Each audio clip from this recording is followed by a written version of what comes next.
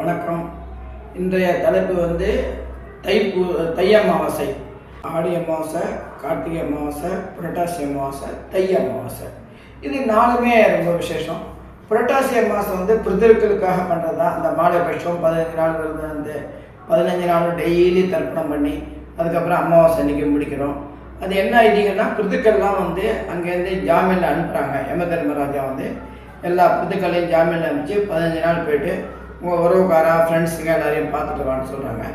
அப்படி நம்ம அந்த 15 நாள் நம்ம தர்ப்பணம் பண்ணும்போது நம்ம உறவுக்காரா ஃப்ரெண்ட்ஸுங்க யாராவது அவங்க வீட்டில் தர்ப்பணம் பண்ணலைன்னு சொன்னால் அவங்க நம்ம வீட்டுக்கு வருவாங்க. அப்போ நம்ம அந்த 15 நாள் விரதம் தர்ப்பணம் பண்ணும்போது என்ன ஆகுதுன்னா, ரைட்டு நம்மளுக்காக இவன் தர்ப்பணம் பண்ணுறான் அப்படின்னு சொல்லிட்டு இங்கே அவங்க சாப்பிட்டுட்டு நம்மளை ஆசீர்வாதம் பண்ணிட்டு போவாங்க. அதனால தான் 2 கூச்சம் போட்டு நம்ம தர்ப்பணம் பண்ணுறது. சாதாரண இதுக்கெல்லாம் ஒரு கூச்சம் தான் போடுவோம். இதுக்கு மட்டும் 2 கூச்சம் போடுறோம். 2 கூச்சம் போடுறது அர்த்தம்னா, ஒன்று பிதுக்களுக்காகவும் ஒன்று மற்றவர்களுக்காகவும் நம்பாத உள்ள ஒரு கூச்சம், மற்றவர்களுக்காக இன்னொரு கூச்சம் போடுறோம். அப்படி கூச்சம் போடும்போது பித்துக்கள் சாப்பிட்டுட்டு நம்மளை ஆசீர்வாதம் பண்ணிட்டு போவாங்க. நம்மளுடைய உறவுக்காரங்க ஆசீர்வாதம் பண்ணாமல் மட்டும் இல்லாமல் நம்ம ஃப்ரெண்ட்ஸுக்கெல்லாம் நம்மளை பார்த்துட்டு ஆசீர்வாதம் பண்ணிட்டு போவாங்க அப்படின்னு ஐதீகம். அதுக்காக தான் மாலை பட்சம் புரட்டாசி மாதம் 15 நாள் விரதம் இந்த அமாவாசை அன்னைக்கு பண்ணுறோம். இதை தர்ப்பணம் பண்ணாதவங்க கூட அந்த மாலை பட்சத்தை கரெக்டாக பண்ணிவிடுவாங்க. ஏன்னா மாலை பட்சத்தில் பிரிதுக்கள் இருப்பாங்கன்னு சொல்லிட்டு இதை ஓடுற காவேரியில் தான் பண்ணணும்னு சொல்லியிருக்கோம். இதை பண்ணோம்னா அவ்வளோ விசேஷம். அதனால் தர்ப்பணம் வீட்டில் பண்ணோம். வீட்டில் பண்ணிட்டா ஓடுற காவேரியில் பண்ணோம். கட்டாயம் தர்ப்பணம் பண்ணியே ஆகும். தர்ப்பணம் பண்ணாதவர்களுக்கு தான் அந்த பிரிது தோஷம், பிரிது ஸ்தாபங்கள் எல்லாம் வருது. அதனால் கட்டாயம் பண்ணுவோம். இதுக்கு ஒரு ஐதீகமே இருக்குது.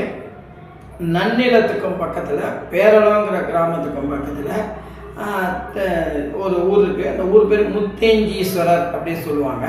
ராமருக்கு முக்தி கிடச்சதுனால அந்த சிவன் கோயிலில் முத்தேஞ்சீஸ்வரர் சொல்லுவாங்க. பிள்ளையார் எல்லார் கோயில்லையும் உட்காந்து தும்பிக்கை தான் பார்த்துருப்பீங்க. அந்த ஒரு கோயிலில் மட்டும்தான் பிள்ளையார் நின்ற கோலத்தில் இருப்பார், மனித ரூபத்தில் இருப்பார். அதனால் அந்த ஊருக்கு ஆதிவிநாயகர் கோயில் அப்படின்னு சொல்லுவாங்க. வேறு எங்கேயுமே கிடையாது, ஹோல் இந்தியாவிலே கிடையாது. அங்கே மட்டும்தான் பிள்ளையார் நின்ற கோலத்தில் மனித ரூபத்தில் இருப்பார். ராமர் கோயில் கோயிலாக சென்று தர்ப்பணம் பண்ணி எல்லா பிண்டம் வைக்கும்போது எல்லா பிண்டமும் அப்படியே புழுவாக மாறினதாகும். அந்த கோயிலில் மட்டும் பிண்டம் வச்சோன்னா 3 பிண்டமும் 3 சிவலிங்கமாக மாறினதாக ஒரு ஐதீகம். இன்றைக்கும் அந்த கோயிலில் போய்ட்டு நீங்கள் பின்னாடி போய் பார்த்தீங்கன்னா, சிவலிங்கத்துக்கு பின்னாடி பார்த்தீங்கன்னாக்க 3 சிவலிங்கம் அப்படியே ஸ்டெப் பை ஸ்டெப்பாக இருப்பார். அது என்னென்னா, அந்த பிண்டம் தான் சிவலிங்கமாக மாறினதாக ஒரு ஐதீகம். அந்த கோயிலில் பெரிய பாடசாலை இருக்குது. ரூப் யஜுர் அதர்வண வேதங்கள் 4 வேதங்களுக்கும் அங்கே சொல்லிக் கொடுக்குறான். அந்த ஒரு பெரிய பாடசாலை இருக்குது. அந்த ஊருக்கு பக்கத்தில் தான் அந்த லலிதாம்பிகை கோயில் இருக்குது. நம்ம நவரத்ன மாலை படிக்கிறோம், லலிதா சகஸ்ரநாமம் படிக்கிறோம், எல்லாமே அந்த கோயிலில் தான். அந்த கோயில் 4 நவகிரகங்களுக்கு மோட்சம் கொடுத்ததாக ஒரு ஐதீகம். அதனால் அந்த அமாவாசைக்கு நேராக அந்த ஊரில் போய் பண்ணிட்டு வந்தோம்னா, முத்தேஞ்சீஸ்வரர் பண்ணிட்டு வந்தோம்னா, அந்த திரும்ப சொல்ல அந்த முத்தேஞ்சீஸ்வரம் எங்கே இருக்குன்னாக்க, நன்னிலத்துக்கு அடுத்த பேரளம் ரயில்வே ஸ்டேஷன் இறங்கி ஷேர் ஆட்டோ பிடிச்சி இதே போல் ஆதிவிநாயகர் கோயிலுக்கு போகணும்னு சொன்னால் போகலாம். அங்கே பெரிய பாடசாலை இருக்குது. கோயிலுக்குள்ளே நுழைஞ்ச உடனே லெஃப்ட் ஹேண்ட் சைடில் பாடசாலை இருக்கும். அந்த பாடசாலை போய்ட்டு மாமாட்டத்தில் இந்த ஊர்லேருந்து வரேன், எனக்கு நீங்கள் தர்ப்பணம் பண்ணி வைங்கன்னா உடனே பாடசாலை ஒரு பையனை வச்சு தர்ப்பணம் பண்ணி வைக்க சொல்லுவார். தர்ப்பணம் பண்ணி வச்சு பிற்பாடு நீங்கள் கோயிலில் போய் நமஸ்காரம் பண்ணிட்டு சுற்றிட்டு வந்துருந்தாக்க அந்த ராமர் பண்ண அந்த 3 சிவலிங்கத்தையும் பார்த்துட்டு அவ்வளோ விசேஷம். நமஸ்காரம் பண்ணிட்டு வாங்க. அடுத்தது இந்த அமாவாசை பற்றி சொல்லிட்டேன். இப்போ நம்ம தை அமாவாசை. இந்த தை அமாவாசை ரொம்ப முக்கியமான ஒரு அமாவாசை. உத்தராயண தட்சிணாயணத்தில் உள்ள வரக்கூடிய அமாவாசை இதுகள். இது தை பிறந்தால் வழி பிறப்புன்னு சொல்லுவாங்க. அதனால் தை பிறந்தால் நிறையா பேருக்கு வழி பிறக்கும் அந்த அமாவாசை அது. இந்த தை அமாவாசை ஓடுற ஜலத்தில் பண்ணணும். ஓடுற ஜலம்னா திருவையாத்தில் பண்ணால் பஞ்சதீஸ்வரர் ரொம்ப விசேஷம். தஞ்சாவூர் அகண்ட காவேரி ரொம்ப விசேஷம். இதில் பண்ணலாம். இங்கே நம்ம அம்மா படுத்தலில் பண்ணலாம். அம்மா படுத்தலில் பண்ணால் அவ்வளோ விசேஷம். அதுக்கப்புறம் தஞ்சாவூரில் பண்ணலாம், கும்பகோணத்தில் பண்ணலாம், மாயாவரத்தில் பண்ணலாம். இவ்வளோ ஊரில் இந்த தை அமாவாசை பண்ணலாம் அவ்வளோ விசேஷம்.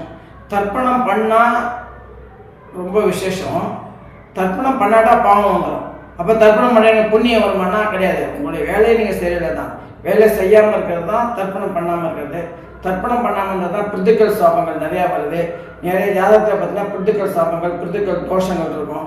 அதுக்கு என்ன காரணம்? தர்ப்பணம் பண்ணாதும் தவசம் திதி கொடுக்காதுன்னு தான் காரணம். இதெல்லாம் கரெக்டாக பண்ணுங்கள். இந்த கோயிலுக்கு போய்ட்டு வாங்க, ரொம்ப விசேஷம்.